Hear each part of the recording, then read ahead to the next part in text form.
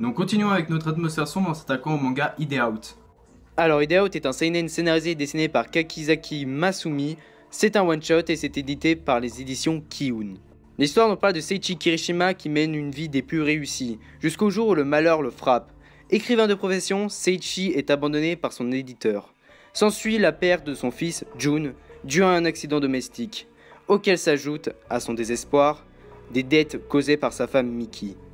Sous cette avalanche de mésaventures, le couple se rend sur une île afin d'y panser les blessures.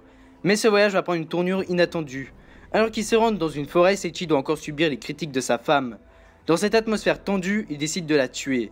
Habité par une folie meurtrière, il se munit d'une clé à molette et frappe. Dans ce climat violent apparaît un enfant qui réclame sa mère, puis disparaît. Seiichi croit à une hallucination, mais il n'en est rien. Alors qu'il recherche en vain la sortie, Seiichi est poursuivi.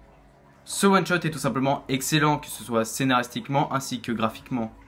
L'aspect lugubre et tragique du manga est présent durant tout le long de l'œuvre, donc nous sommes dans cette atmosphère sombre durant l'intégralité de la lecture. Aussi, ce manga nous montre la cruauté de l'hypocrisie humaine, que ce soit au travail jusqu'à sa propre famille. Mais ce que j'ai vraiment apprécié, c'est la déshumanisation du personnage principal jusqu'au final qui est tout simplement incroyable. Après, sur les personnages, il n'y a pas grand chose à dire parce que nous suivons principalement Seiichi, le personnage principal, donc les autres ne sont que secondaires. Je peux seulement vous dire que sa femme est une grosse... C'était quoi ce bruitage de merde? Donc pour conclure, Ide Out est un excellent one-shot révélant la dure réalité de la nature humaine. Nous arrivons au terme de cette courte vidéo, j'espère que vous aura plu. N'hésitez pas à me faire part en commentaire si vous avez des one-shots à me conseiller. Sinon c'était MaxGa, bye.